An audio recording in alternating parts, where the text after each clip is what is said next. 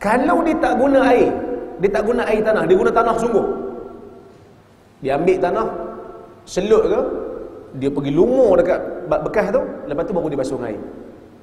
Ataupun dia ambil tanah kering, dia pergi lumur, dia pergi letak dekat bekas tu, dia lumurkan, lepas tu baru dia guna air. Sah?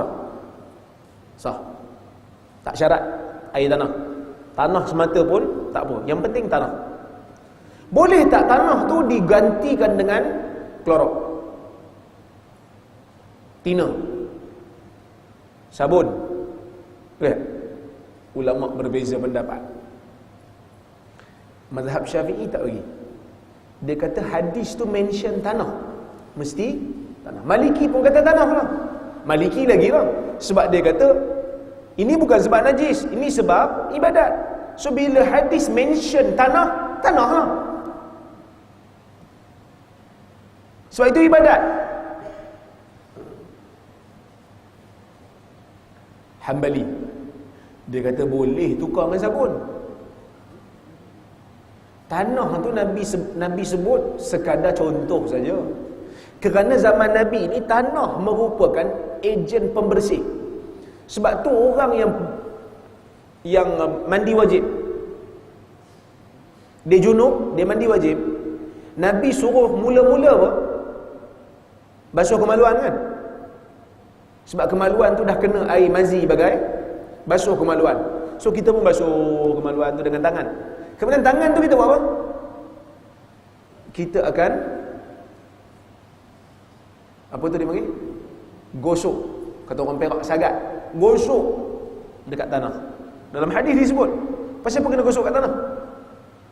Sebab nak bersihkan. Kerana tanah ni sifat dia menghakis. Maka mazhab Hanbali kata tanah tu untuk bersih. Tapi kalau ada benda lain yang lebih bersih, contohnya macam klorok, kapur ke, sabun ke, boleh ganti. Tentu agak-agak pendapat mana yang betul? Tepat dalam isu ni.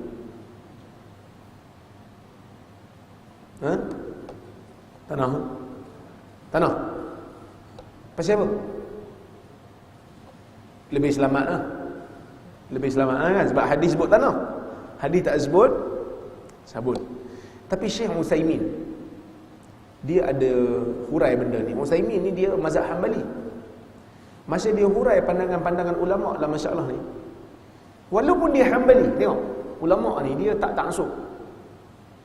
Tak betul dia kata tak betul, kurang tepat dia kata kurang tepat. Dia kata dia Hanbali, dia kata aku tengok dalam masalah ni pendapat Syafi'i betul. Pasal apa pendapat Syafi'i betul? Sebab dia kata zaman Nabi bukan tak ada benda lain selain pada tanah untuk bersihkan. Zaman Nabi ada benda-benda lain, bidara ada, kapur ada. Tapi Nabi mention tanah, menunjukkan tanah tu benda yang mesti digunakan untuk membersihkan. Dan berkemungkinan dia kata tanah ni boleh mematikan virus yang ada pada jilatan anjing. Dan dikatakan memang ada kajian yang menyebut demikian, tanah ini boleh mematikan virus yang ada pada jilatan anjing tu. Baik.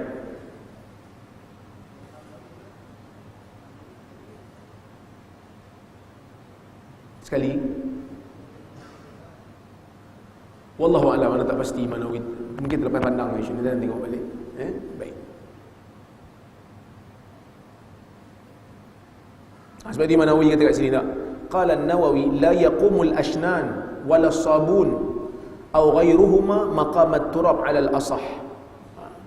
Imam Nawawi kata kapur, sabun dan selain daripada dia tidak boleh menggantikan tanah. Inilah pendapat yang sahih dalam mazhab Syafi'i.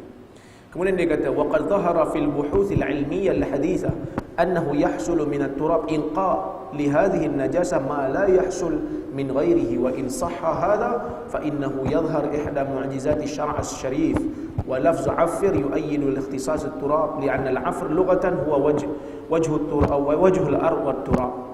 Maka dia kata kajian yang baru juga, kajian sains yang moden mengatakan memang tanah tu ada ejen yang boleh membunuh kuman yang ada pada jilatan anjing tu. Baik. Adakah yang dikatakan najis anjing tu hanya pada jilatan saja ataupun pada peluh dia sekali, badan dia sekali?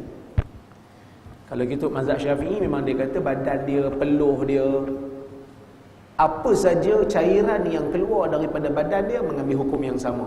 Mazhab Syafi'i dia luaskan. Dia guna kias, dia kata air liur ni sebagai contoh saja. So kalau terkena darah dia, terkena peluh dia pun mengambil hukum yang sama. Tapi Al-Imam Asy-Syaukani dia menolak pandangan ni. Dia kata Nabi hanya sebut tentang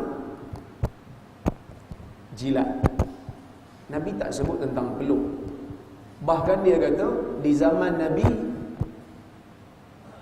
ada anjing yang memburu, tapi tak ada satu hadis pun yang Nabi suruh basuh tempat jilatan ataupun gigitan anjing tu dengan air tanah. Satu. Kemudian anjing ni ada kadang-kadang masuk dalam Masjid Nabawi, masuk dalam rumah Nabi, dan tak ada pun Nabi suruh basuh tempat tu dengan air tanah. Maka ia menunjukkan hanya jilatan semata-mata. Jadi saya setuju dengan pendapat tu lah. Jilatan semata-mata.